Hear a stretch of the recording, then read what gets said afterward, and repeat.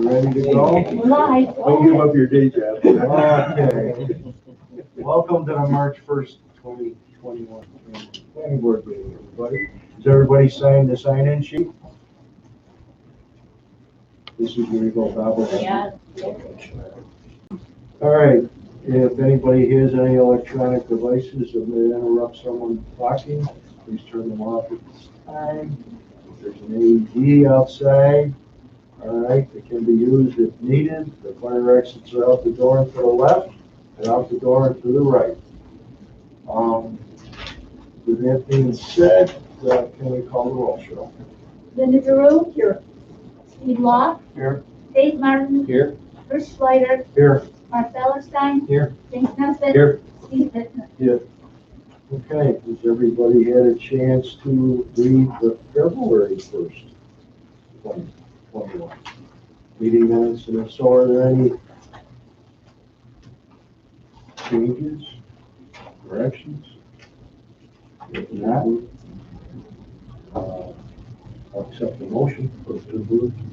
I'll make a motion for the approval of the February 1st meeting minutes. I don't throw his name, you put competing motions. Oh, you already did. You can say it. I didn't hear that. Yeah, but that's all right. It's okay. So, you made the motion, you'll end up seconding, okay? I don't want anybody to feel left out. Whatever. Okay, can we, hold the vote, please? Linda Drew. Yes. Steve Law. Yes. Dave Martin. Yes. Bruce Schleider. Okay. James Nesbitt. Yes. Mark Fellerstein. Yes. Steve Bittner. Okay, now we set the tone. All right.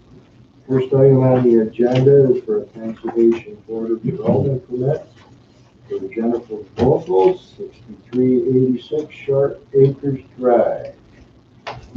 John? Hi, everybody. Good to see your faces. I haven't seen them in a while. Okay. If you can you stand in front of the Zoom machine? Good. That's good. Okay. So basically what we want to do is install a sump pump crack in our crawl space. Main reason being in 17 and 19 during the flooding times, we took on water in our crawl space, so we lived with a hose going from our crawl space to out to the lake, pumping water out from like April through September. It got pretty annoying. And so we want to install the sump pump crack. The plan is to run the discharge out of the west side of the house, and it's going to discharge about 70 feet of piping towards the lake. Pretty much it. The wastewater is to flow out of the break wall? I don't think you really mean wastewater, you mean groundwater, Stormwater, stormwater. Yeah. groundwater, yeah.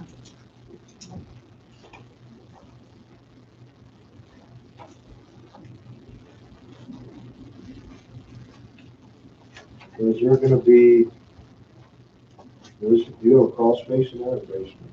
Crawl space. Crawl space. Okay. I see there's a letter of consistency. Yes, that's consistent. Okay.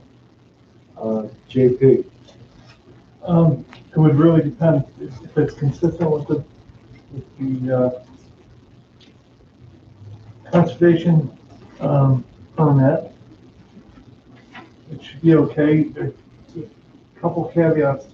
If the discharge is below elevation 247.3, I know that probably doesn't mean a lot to everyone, that it becomes jurisdiction of Army Corps of Engineers.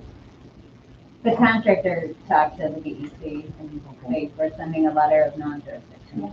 As long as the pipe did not alter the rock break wall, they didn't come in the rock, and just put the pipe out there, just keep it from the time. Right, and I think it should look daylight, so that if something happens, like if this was a basement, someone spilled a can of paint or dumped something down the drain, you could see that there was an environmental issue. So with daylights, before it goes over the break wall, I don't think you have any issues whatsoever. Yeah, it terminates before the break off, but That's So if exactly it's how. gonna be plugged and you want to discharge any real wastewater into waters in the water. I think if that's the case, then no. Keith, I have no concerns. It's a type 2 for secret purposes. That's about it.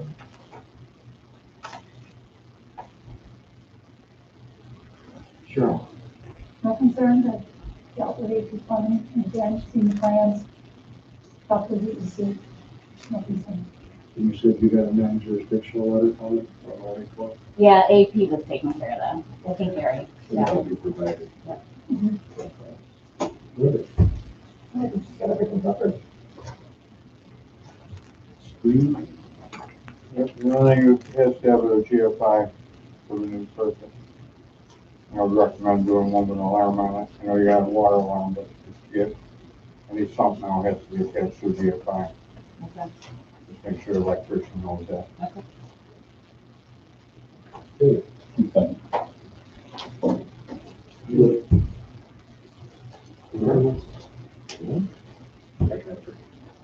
Got a couple questions for you. Sure. Is this a crawl space? Can you get in there? Mhm. Okay. Yeah, probably about, at its deepest, maybe about 3.5, well, probably 4 feet. Okay, and I had too much free time today, so I don't know. The concrete floor, that has nothing to do with the structure? No. It's just a concrete floor, Concrete. floating slab? Yeah. So it doesn't hurt the structure at all. You said in your note here that the floor joist was gonna support the pipe across the floor. Is there gonna be heat in there in the wintertime? And what I'm after is the ambient temperature. If there's no heat there, you're taking it up, you're exposing that where it's not covered by ground. It's not underground. Right. Yeah, and so Good freeze. you could have a possible freeze there. Another one, Just run a heat tape on it. So it's not, the crawl space is not heated, Right. but we're having like spray insulation all put in the bottom, so, and I do have a temperature monitor on the, there's like the Hawkeye, I think it's called, monitor on the sump pump, and it'll tell me temperature down there, and it'll tell me if the pump is, malfunctioning. all I'm getting at is that January, February, if you're relying on it, and it's frozen because it's suspended in the air, ambient air. And the last thing is, you mentioned number one, clean stone in the ditch. You're gonna use a ditch witch or 3-foot ditch, something like that. And I guess this is for JP. To me, that makes a French drain. Pretty much a French drain. We don't have an elevation of your front yard.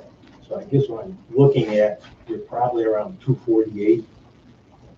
I'm not 100% sure. Yeah, and today we're about 3 foot, and you're going down 3 foot and putting number one clean stone, which makes it makes a ditch open to the lake, going both ways.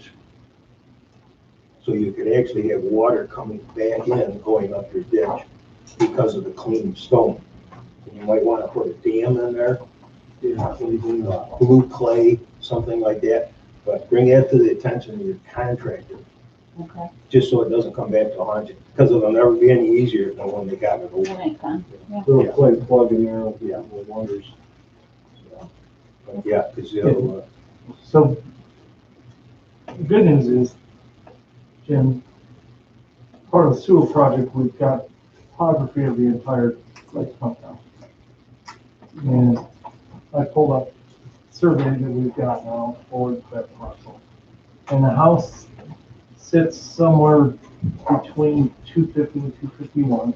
okay, And going north towards the lake, we hit that 251, and there's now a break wall. And there's a high point there now around 252, and then it drops back down behind the break wall. So the house sits at about 250 flat. So, yeah, your point is well taken that if the trench line is down below, you could be in the groundwater or high water levels. Well, you could be an island. It's 2019, your elevation, that place would have been an island. Right, so they're above that, at 250 elevation. And seeing with that number one cleans 3 foot down. Yeah. Yeah. But- So that trench could be saturated, but it doesn't mean. Yeah. It's deep from there. Okay, I'll say that, thanks. Thank you. Point well taken. No answer, Chief. Oh, you want a second, Chief? I thought we'd be done with the meeting. I just concerned about one thing, on the minutes it says that piping and wastewater flow. That's the term they use, Should be for the town work. that's the term they use. Who uses it, AP? Yep. Okay. Okay. That being said, anybody else want a second? Let's wait for this. Burn out. All righty, you see, we have just about everything in order. This flows just about everything we could. Yeah, well, we'll see people. Yep. All right, we'll make a motion that we consider the Conservation Corridor Development Permit application of Jennifer Vocal for 6,386 Shore Acres Drive to be a type 2 action on the seeker. Second? Linda Drew, Yes. Steve Law, Yes. Dave Martin, Yes. Bruce Slider, Yes. Mark Bellerstein, Yes. James Nesbitt. Yes. Steve Pittman. Yes. And on the main motion, I'd like to make a motion that we approve the application of Jennifer Vocal, owner Jennifer Vocal, seeking Conservation Corridor Development Permit to add a new sump pump and piping for, if we could change this to storm/groundwater, not wastewater, to flow through the break wall to the lake. This is within 100 feet of the lake, tax account number 008.450-1-1.1. This is in the SR zoning district, CEHA, Conservation Corridor Development Area, LWRP. And the following documents have been submitted for approval: a letter of intent, Conservation Corridor Development Permit application, aerial photo of the property, quote for the description of the work, and a sketch of the work location. Second, then? Linda Drew, yes. Steve Law, Yes. Dave Martin, Yes. Bruce Slider, Yes. Mark Bellerstein, Yes. James Nesbitt. Yes. Steve Pittman. Yes. Okay, Thank you. thank you. All right, next item on the agenda is with Vince and Cindy Harper, 7572 Sandy Harbor Drive. Yes, that's me. Okay. Brief explanation, it's conservation for the development. We have a year-round home there with a deck along the front of our property on the upper level. And we want to add a screened-in porch to a small portion of that deck, including a metal roof and posts and then springs from rocks to flow in. It doesn't change our footprint or anything like that. We're just building up. Okay. Janine, do you have a consistency letter? You should be there. JP? No engineering complaint. Keith? No legal concerns, it's type 2. Cheryl? No concerns. That's actually also in the CHA area also, but there's no reason to go with the CHA to the zoning board. It's already pre-existing deck, it's already off the ground. It's good to go. Doesn't mean Article 24 or anything, because the deck is pre-existing. Linda? Yeah. Okay. Just curiosity, the roof's gonna continue off that back little roof? Or you're gonna be No, they're gonna have to start at the upper level to get the drainage down. The pitch is too low to go continue it down. All right, you're doing like a shed style off the other portion of the house, or is it Our contractor submitted pictures, so. And the storm water, they're just gonna let it go off, the water go off the front edge of it. Yeah.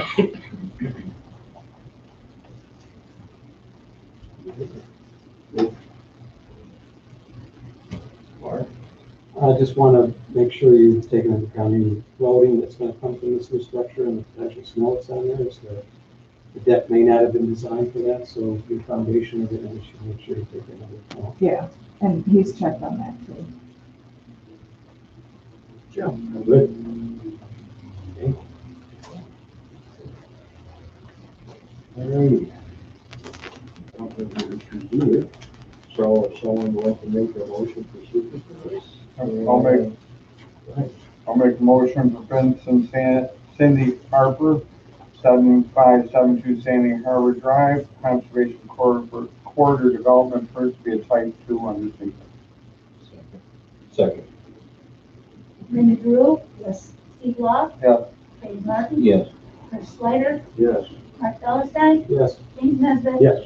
Steve Hitman? Yes. Make a motion to approve Conservation Corridor Development permit for Vincent Cindy Harper, 7572 Sandy Harbor Drive, application of Vincent Cindy Harbor owners seeking Conservation Corridor Development permit to add a screen in addition to the existing second floor deck within 100 feet of Lake Ontario, tax account number 006.08-1-22. This is in the SR zoning district, LWRP, Conservation Corridor Development Area. Following documents have been submitted for review. Letter of intent, Conservation Corridor Development Permit application, aerial photo of property, and instrument survey. Second. Linda Drew? Yes. Steve Law? Yes. Dave Martin? Yes. Chris Slider? Yes. Mark Dollarstein? Yes. James Nesbitt? Yes. Steve Hitman? Yes. No. Thank you. You did well.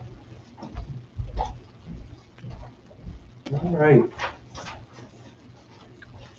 Final plan for a flat line adjustment for John Rocco subdivision at 3053 and 3069 Roosevelt Highway.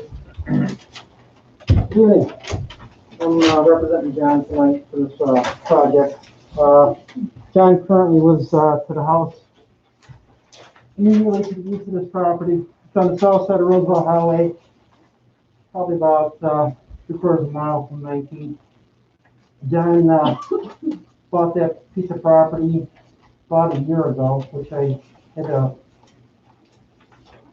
good fortune of surveying at the time. I didn't realize he was the one that was buying it. He contacted me shortly thereafter. His house lot right now sits on roughly 96 foot of frontage on Roosevelt Highway. He bought that property with the intent of doing what we are doing tonight, which is to make his lot a little bit bigger, which should have been all along, but we had the means to do that. So that's what we're trying to do tonight.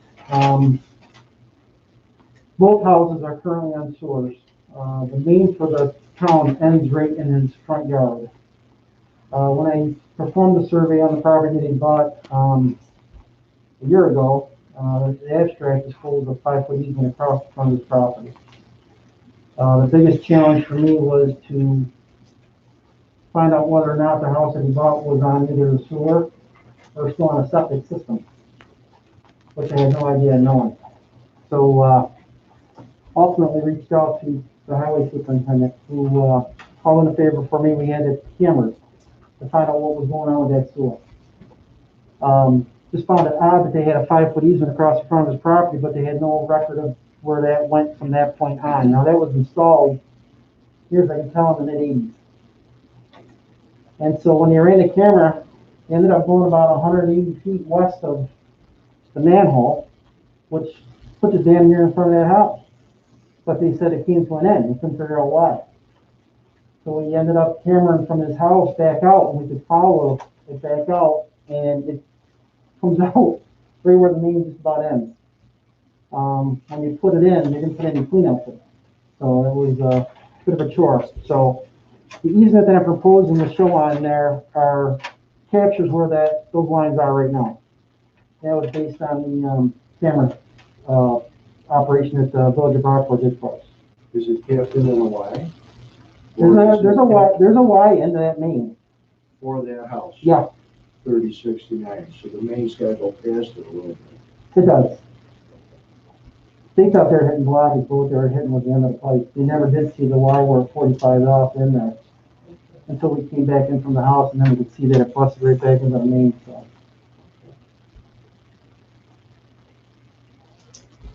So we're comfortable to know that they're both on sewer. Okay. JP?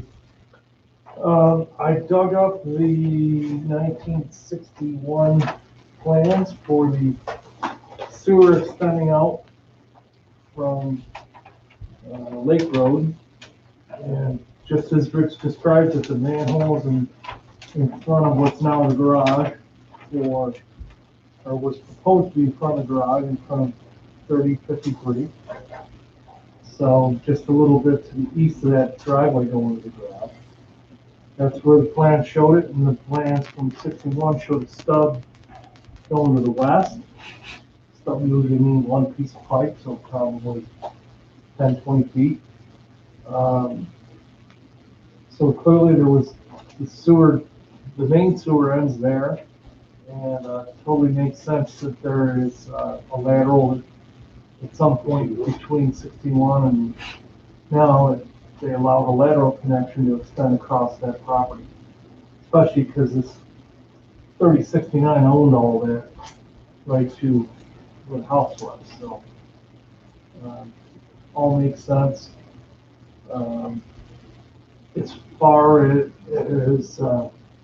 like future extension and this is paint us in the corner for not allowing future extension to the west.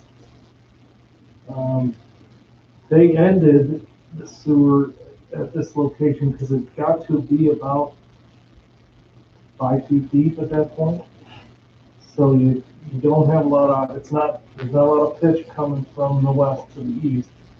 There's a little, but extending further to the west is not a real viable option. So this is probably as far as this can be reached by gravity before something else has to be done. It was climbing pretty quick. I think the kid from Rockford said that it might have been about 3.5 feet deep.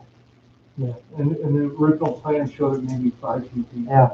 But to run a conventional sewer to the west, you lose about 4/10 of a foot per 100 feet. Yeah. So you run out really quick before this is viable to serve everything else. So I don't see that this being a limiting further expansion or anything else. To me, this is simply the existing conditions for these two lots. We're moving the lot line to the west a little bit, and that's it. So it's only about 5 foot deep there? At the manhole, At the manhole? where I got it on my plan, about 3.5. 3.5.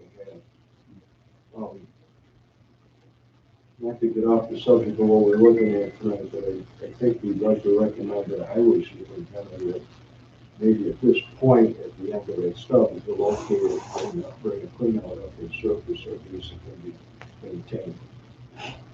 There's some responsibility there. Now that it's been brought to the light. Yeah, full disclosure, right? When John was there when we did it. Yeah.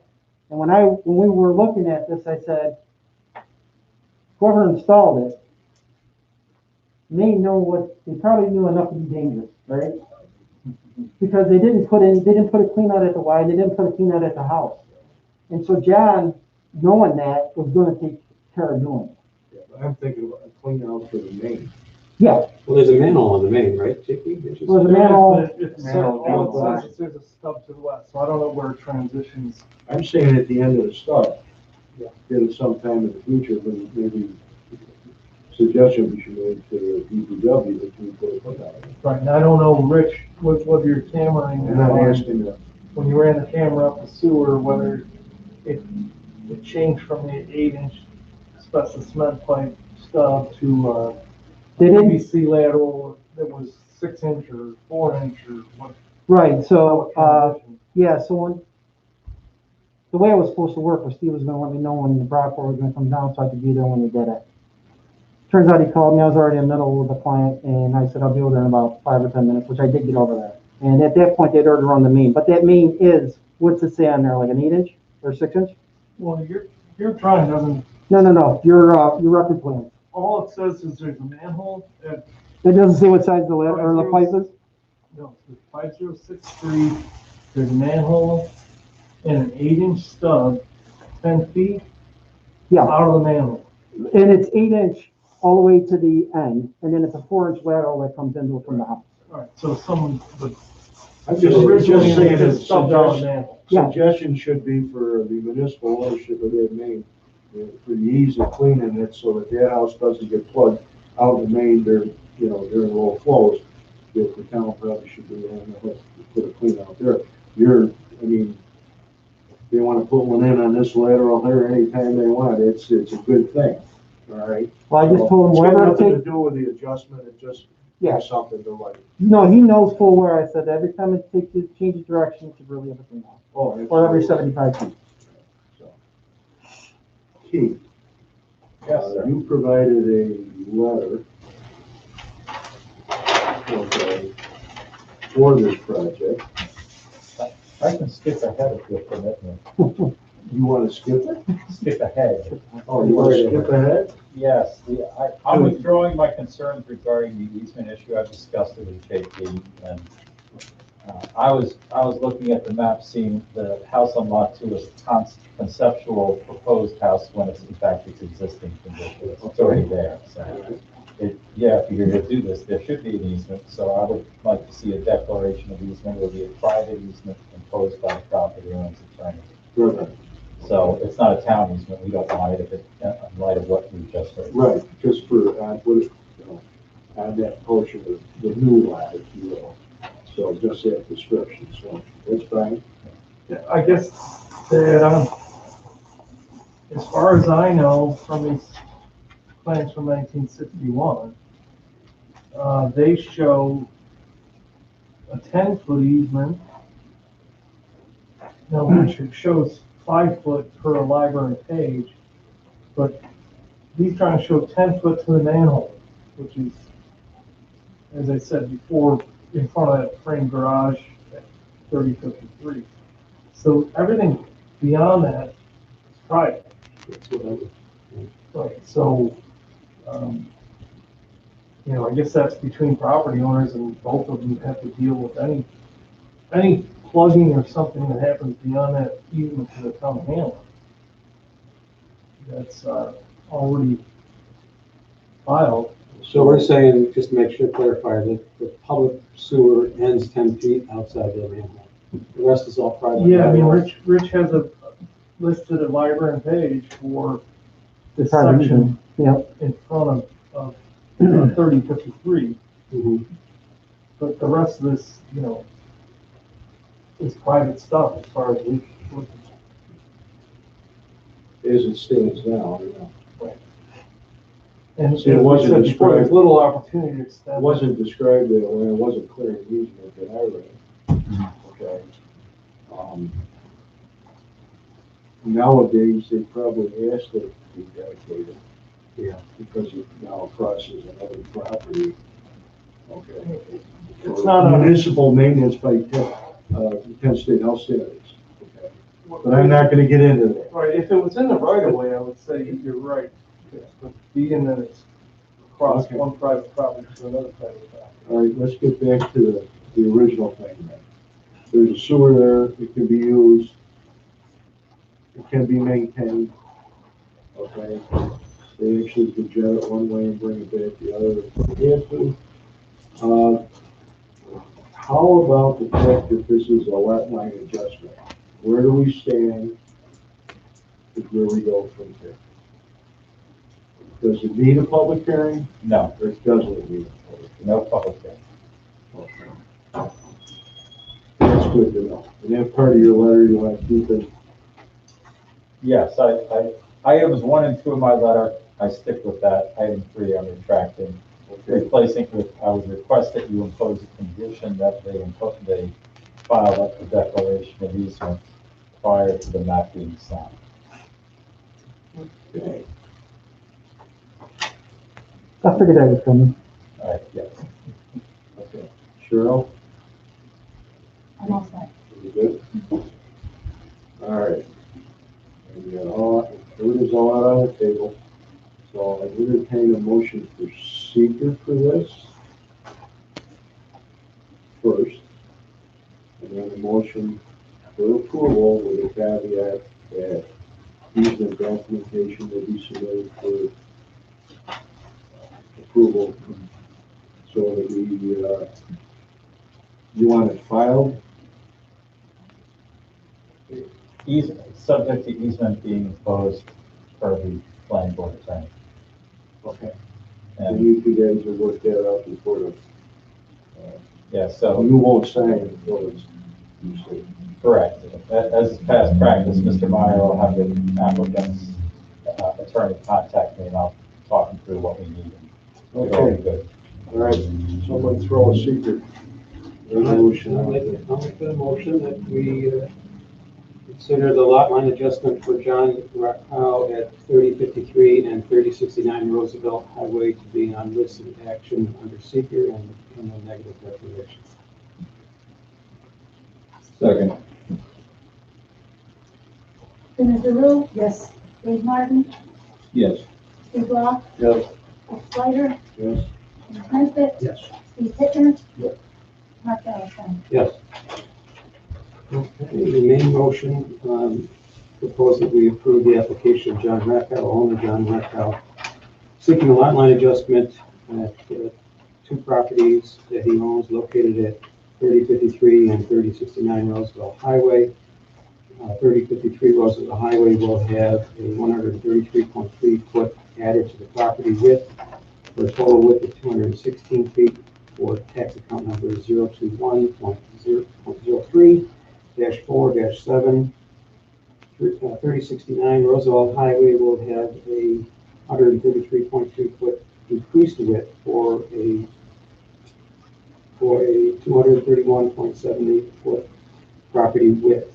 Tax account number 021.03-4-6.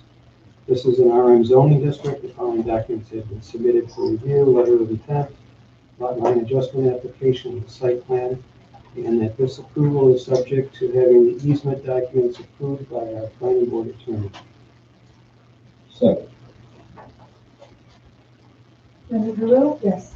Dave Martin, Yes. Steve Law, Yes. Rick Slider, Yes. James Nesbitt. Yes. Steve Hittner. Yes. Mark Ellison. Yes. Thank you. Okay. I guess now we're into discussion mode. What's going on from the town board? I would just pass the bond resolution for the sewer district. And, other than that, probably looking ahead for, on some discussion on a moratorium on battery storage for solar. Looking forward on that.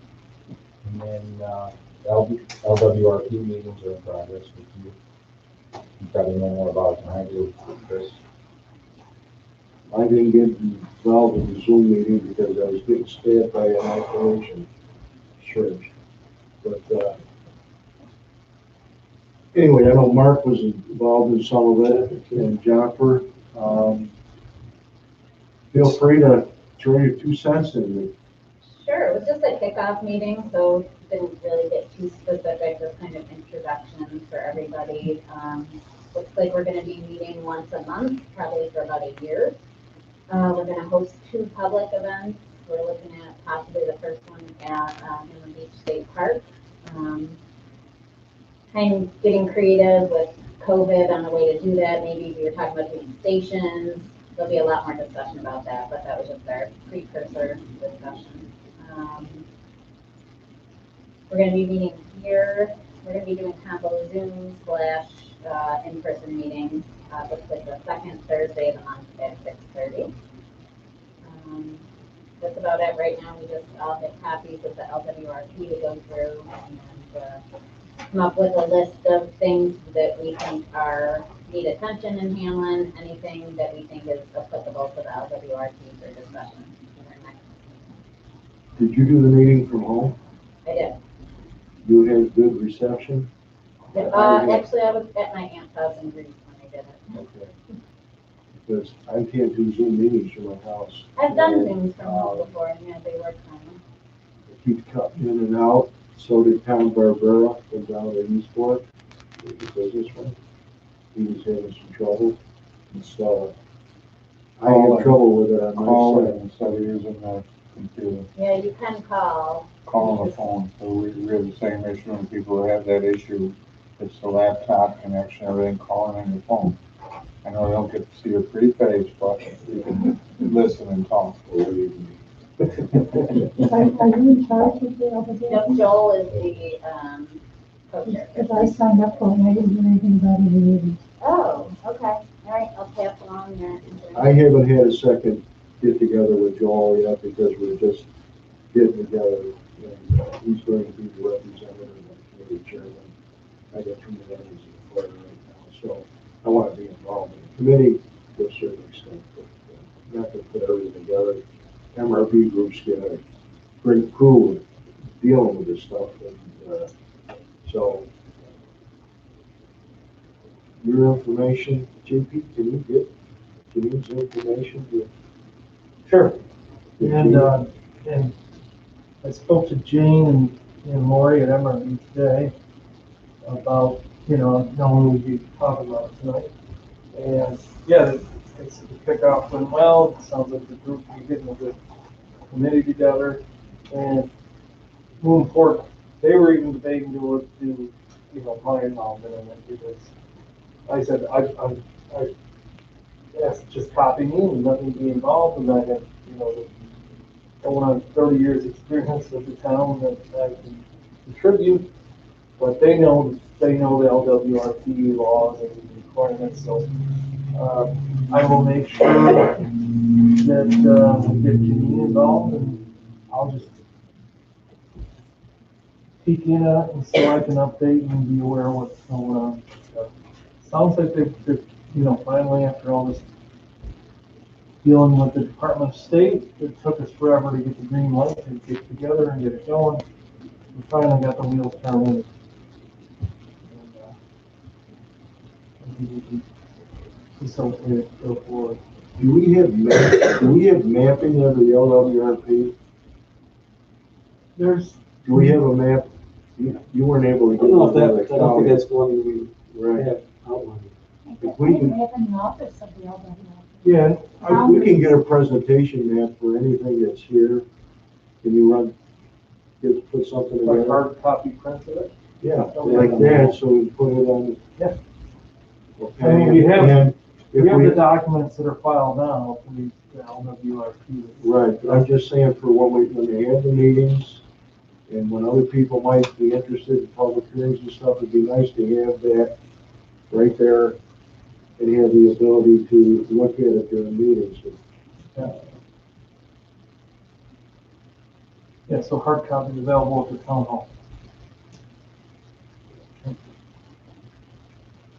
All right, does anybody have anything else? Did I forget anything?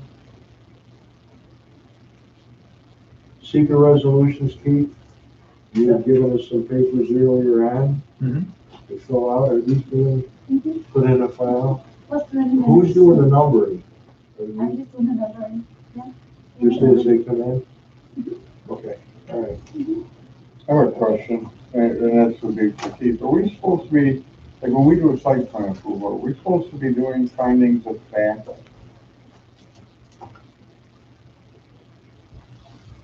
Certainly, it's beneficial to cite some findings that tends not to be so much of an issue in Article 78, because ultimately you have the minutes that support what you know. It's an engineering-driven analysis. In a zoning board situation, where you have a lot of discretion as to whether to grant variances or variances, it's rare that a zoning board has input from, say, the town engineer. There's a lot more discretion involved. So a court wants to see, well, if you made choice A rather than choice B, why? I Where, just didn't know if it had to be done as a public hearing or kind of, I would know that you take the minutes and it's all done afterwards by the clerk anyway. well, findings come from the board. If you want to lay out a statement of findings, you can do that. On more complex projects where you go through the environmental assessment form procedure, that itself becomes part of it. All those answers to all those questions are the analysis, and it actually overlays a lot of the engineering concerns that planning boards look at even before secret existed. All right, but it doesn't have, each question doesn't have to be gone through here in a meeting because it's already done on paper, correct? Well, that's correct. And in fact, if you're reviewing a plan as to what is a good plan versus a bad site plan, you could make 1,000 findings of fact and not really start. There comes a point where you just look at it and say, this is bad, this is good. We've made bad plan into good plan because we did X, Y, and Z. But I don't know if that's okay. No, it does, it just, because I deal with, the other municipality I work for, and they go through each question in the meeting, and it's arduous, and to sit there through that is painful. There is, as with seeker, the forms are there, and the questions you should be going through them. Particularly on projects where you're anticipating potentially a trip to the courthouse, yeah, you should be going through them formally. Question number one, question number two, going through it when it's grid. It is a type 1 action. All right, So I would add the same thing, we rarely see a type 1 action. Right. And we've rarely had to go through coordinated review where we notify all the agencies that we're gonna be lead agency, and then we get clearance to be lead agency and then go through the long form. In other communities, when I get to a type 1 action, it usually goes through we do just formally. yeah, I understand type 1, I just tell you, they do it for every action, not just type 1. For every action, and I'm trying to explain to them that it's not necessary to put the public through the orders, the board through it on every action. You know what I I mean? think Keith could probably add this. Some communities I work with will do a notice of decision. Where it kind of encompasses, this was the board's decision to approve and these are the conditions. It's sort of repetitious to me of the motion. If the motion is written well, Yeah. then do you need a notice of decision because here's the minutes, what else Right. do you need? Some people do take it to a higher level. It's like I bought my water heater and the manufacturer says I should inspect it once a month. I'm not gonna inspect my freaking water heater, sorry. Yet, there are things you ought to do. It's a question of how far you want to take it. Certainly, type 2 actions don't require any questioning. Right. Type 1 actions, if you have a type 1 action, yeah, you should probably be doing the questionnaire. The unlisted ones, judgment calls. Some of them are just unlisted because they're not otherwise type 1. Others are actually fairly significant. And you might as well be type 1, and depending on their impacts and depending on how controversial it is. My concern as an attorney is, are we going to get sued?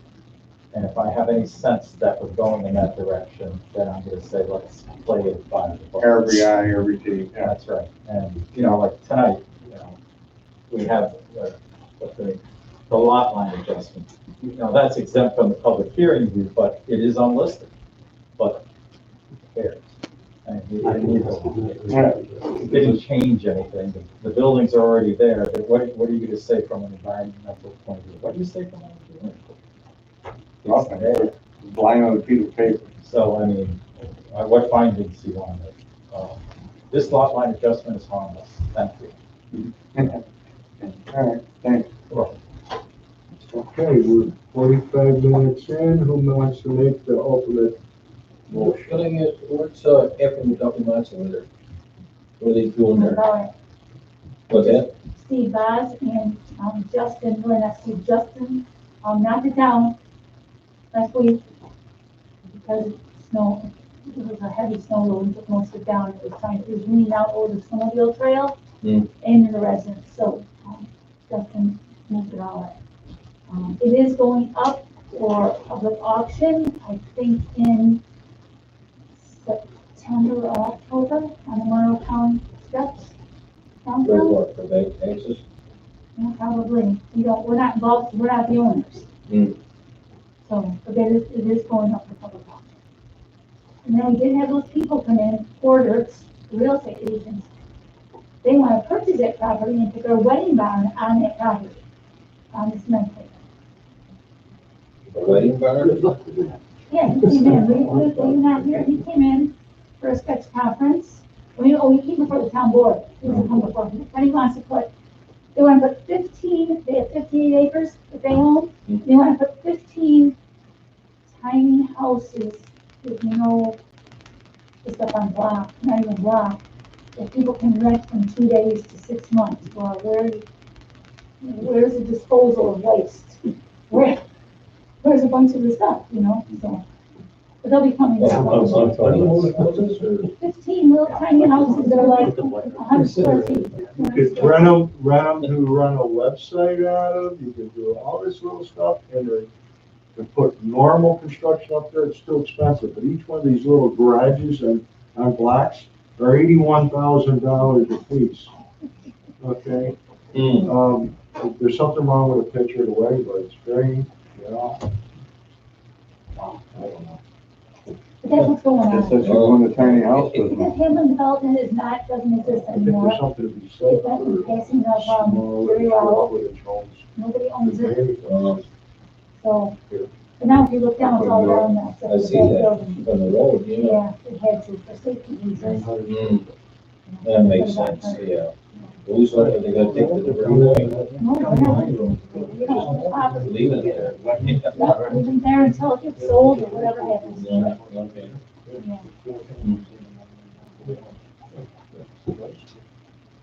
Yeah, we had an estimate of like 200,000 to take care of the asbestos abatement. But the floor was all, It's like 245, I think. Yeah, it's probably even more now. it was all in the roofing, so it's already actually blown away already. Yeah, do It's all over the place. or non-travel. Okay. I was trying, hey, I'm trying to get you guys. I'd like to make a motion for it. Linda Drew, yes. Dave Martin, Yes. Steve Ross, Yes. Steve Slider, Steve Nesbit, Yes. Steve Hittner, Mark Ellerstein. Yes. Thank you all. Stay safe.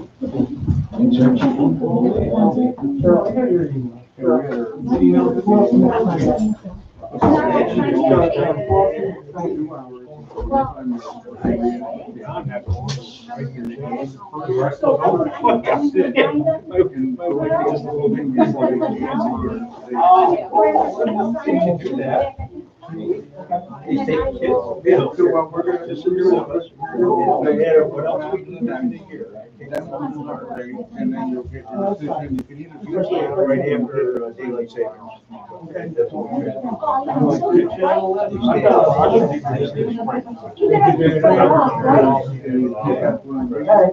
Outside of. Yeah.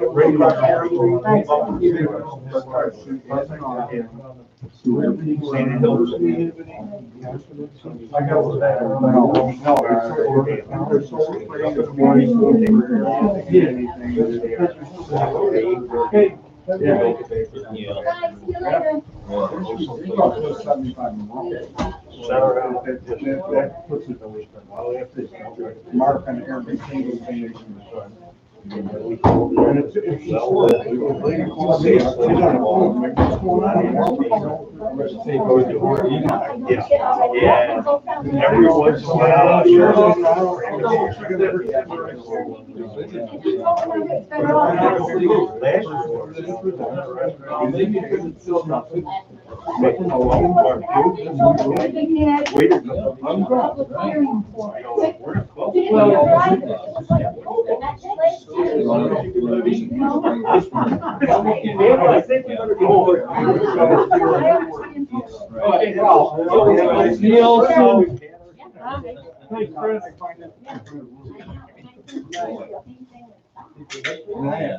Hey, you need anybody to run the pavilion or what?